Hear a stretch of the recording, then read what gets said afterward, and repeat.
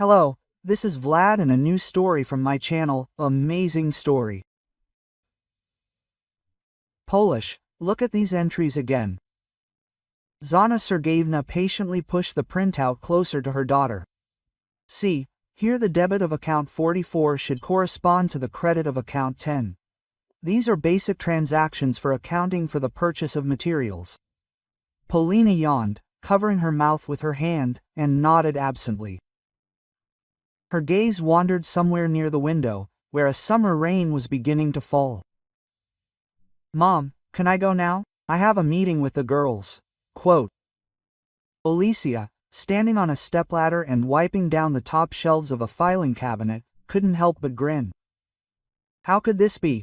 Here sits this person, having her profession, experience, and place of work handed to her on a silver platter, and she's bored.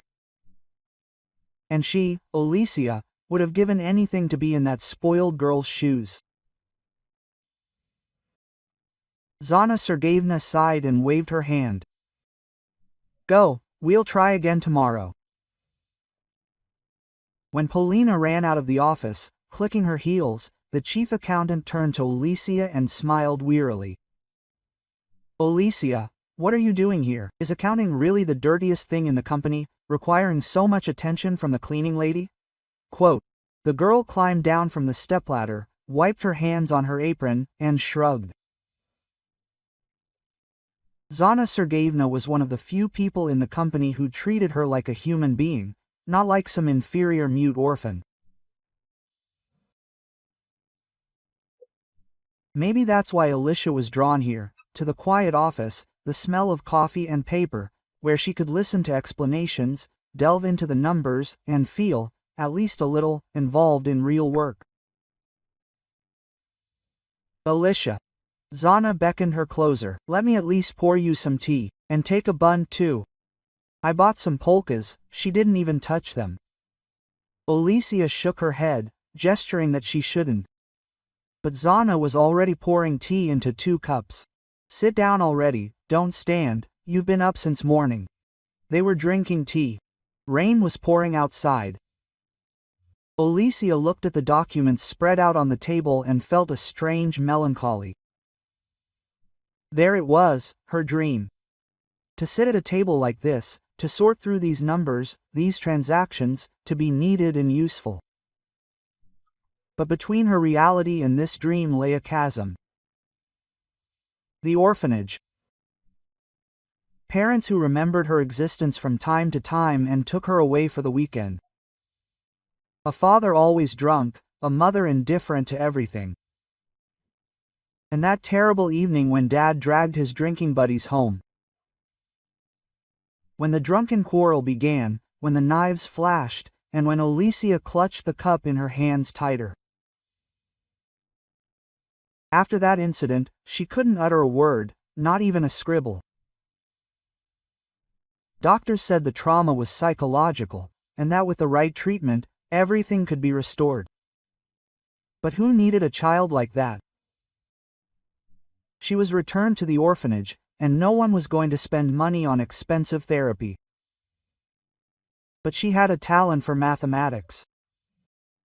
From childhood, numbers came as easily as breathing. She could mentally perform complex calculations, seeing patterns where others saw only chaos.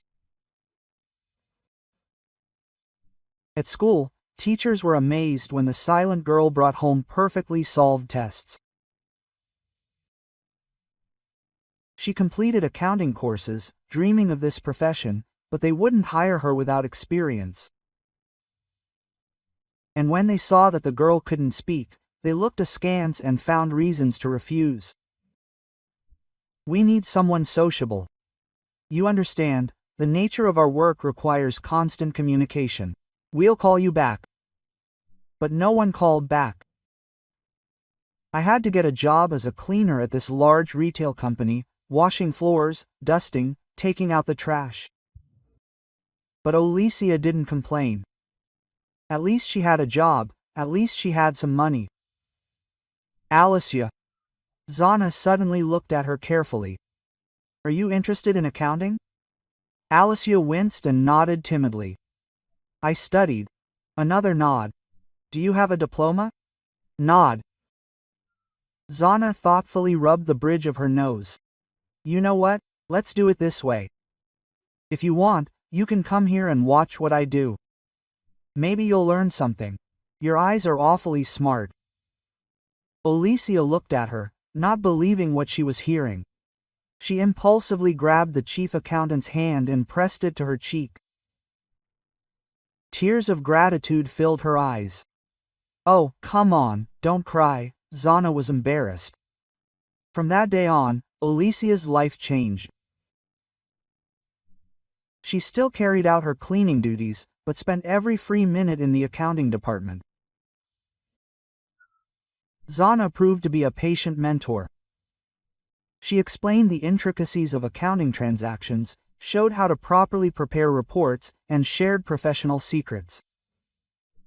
Polina, on the other hand, showed no interest.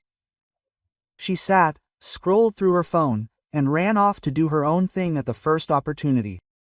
Oh, I'm so unlucky with my daughter, Zana sighed one day. I thought I raised a successor, and she only thought about clothes and her friends. And you would be in her place. Quote.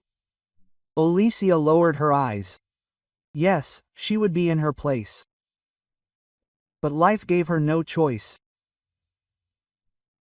Months passed, Alicia grew professionally. Zana began to trust her to check certain documents. One day, when Polya was struggling with yet another invoice, Alicia took the papers, examined them carefully, and pointed out an error in the calculations. Ali. Zana came over and looked at the papers carefully. You're right. There really is an error here. Paul, look how it should have been done. Quote. From then on, Zana regularly asked Alicia to review documents after her daughter, and eventually even offered to handle complex issues she couldn't handle. Gradually, it became clear that Alicia wasn't just well-versed in accounting. She had a gift for seeing the system as a whole, finding inconsistencies, and proposing innovative solutions. Polina, meanwhile, abandoned her internship altogether. You seem to be surpassing me in some things already, Zana said once, shaking her head. You have tremendous talent. Alicia blushed with praise. Zana Sergeyevna became more than just a mentor to her, she was practically a mother. She fed her homemade pies, brought her things, asked how she was doing and whether she needed help. Alicia thrived under this care. And then changes began to happen at the company. A new partner and director, Igor Viktorovich Statsev, appeared. Young, ambitious, with a predatory gaze. He began actively interfering in the company's affairs, proposing optimizations, and shaking up departments. He was especially persistent in picking on Zhenya Sergeyevna, demanding endless reapprovals and conducting audits. He wants to get his mistress my job, Zana said one day, and Alicia saw her hands shaking. I overheard the conversations. Marina, the secretary, said, I saw them together, this Alina of his. Young, beautiful, of course, and supposedly she understands accounting. Quote. Alicia clenched her fists. The injustice was choking her. Zana Sergeyevna was a top-notch professional, an honest, decent person, and they wanted to push her out for the sake of some partner's girlfriend. Her anxiety was growing. Statsev was appearing in the accounting department more and more often, making ever more complaints. Zana Sergeyevna was losing weight, her complexion was haggard, and deep wrinkles appeared around her eyes. Alicia tried to help as best she could. I double-checked all the documents several times, staying late just to make sure there were no errors. One day, Lesia got sick. It was a bad cold, with a temperature of almost 40 degrees Celsius. Zana Sergeyevna called every day, came by, and brought chicken broth and fruit. Olesechka, get well soon, she said, and there was such fatigue and such melancholy in her voice. It's hard for me to be alone there without your help. On the fourth day, Zana came in, red-faced and tearful. Uli, she said, simply sinking into the only chair in the room. They accuse me of serious errors in the last quarterly report. They say the company could get a fine from the tax authorities because of me. The director was on my side, but the Statsev insisted. He said he couldn't keep such an irresponsible employee. But I've dedicated my whole life to this company, Zana continued, tears streaming down her cheeks. 30 years, and I got it in 3 days. They didn't even give me a decent work break. Alina's already in my place, but she's Statsev's mistress, and no one cares that it's unfair. Quote. Olesia hugged her and stroked her back.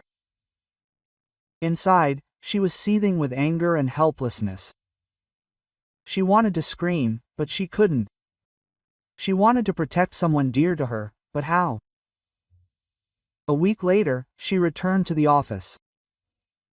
The atmosphere had changed. Zana Sergeyevna, of course, was gone. Alina Kovalova sat in her place. A striking blonde in her 20s with predatory eyes and an impudent smile. She immediately made it clear who was boss here now. Are you a cleaning lady? She muttered, looking at Olesia.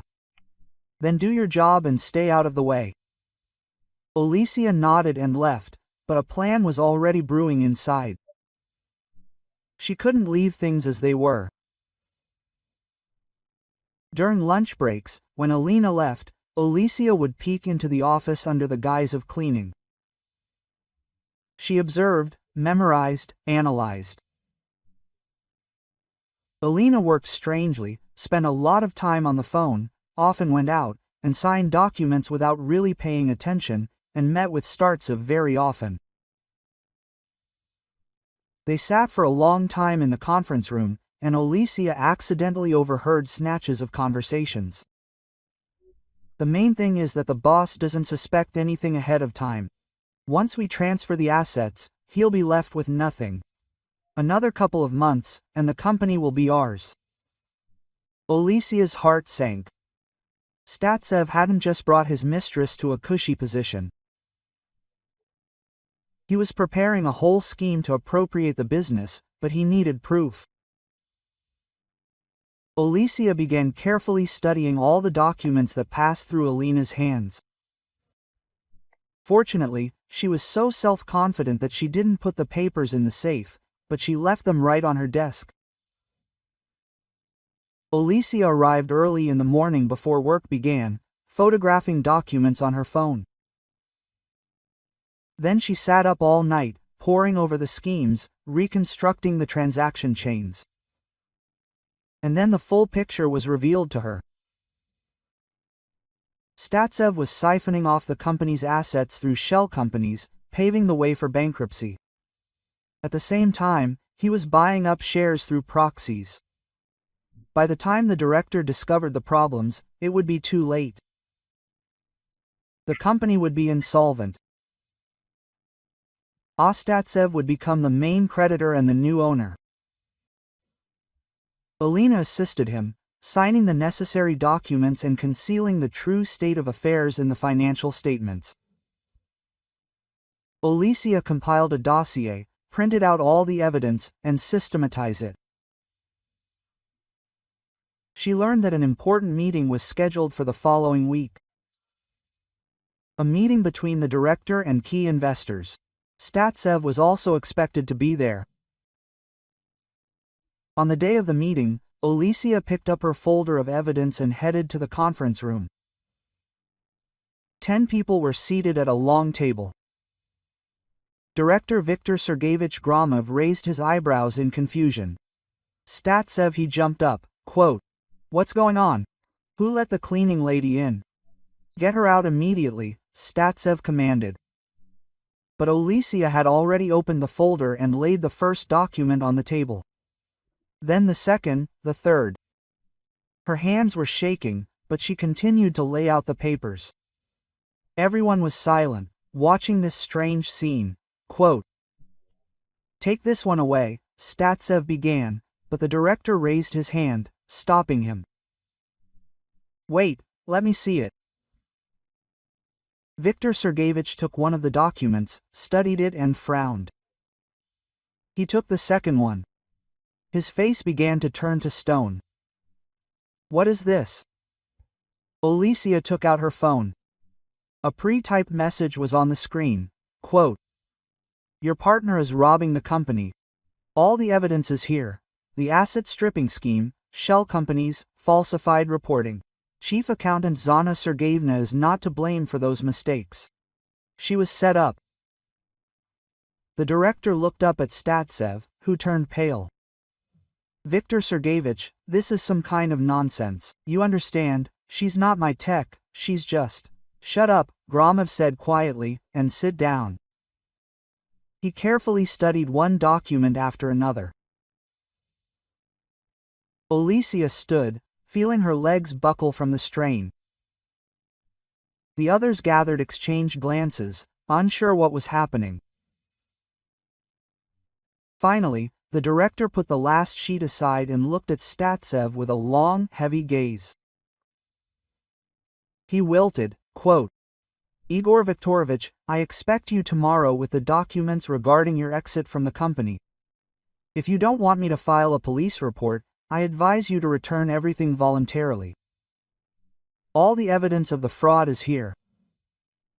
He turned to the rest of the meeting participants. "Gentlemen, I apologize for the incident. We'll have to reschedule the meeting." When everyone had left, the director gestured for Alicia to stay. "Please sit down." She sank onto the edge of her chair, still not believing it was over. "How did you find out all this?" The boss pointed to the documents.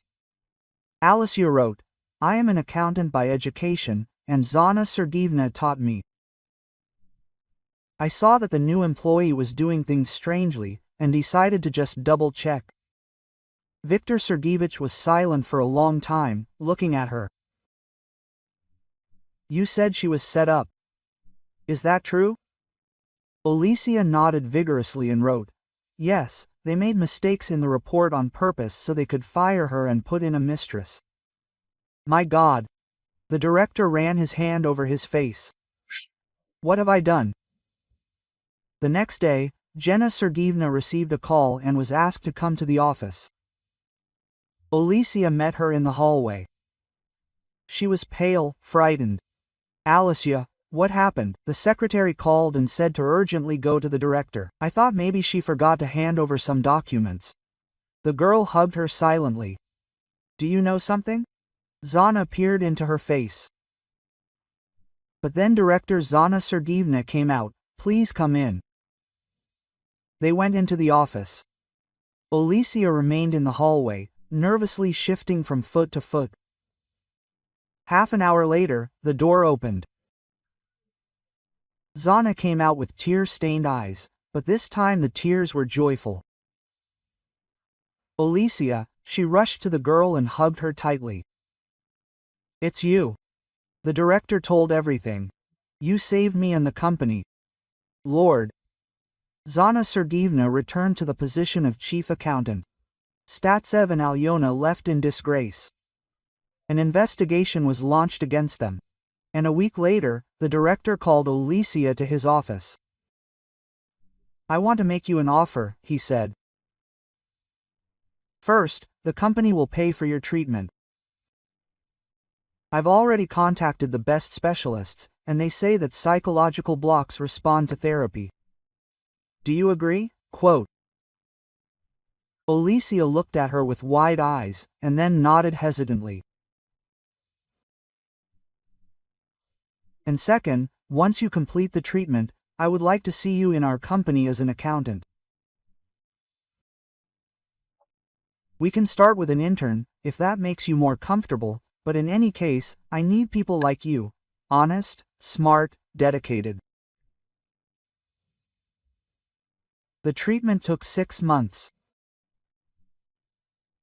It was hard work on herself, on her fears, on the blocks that had kept her in silence for years.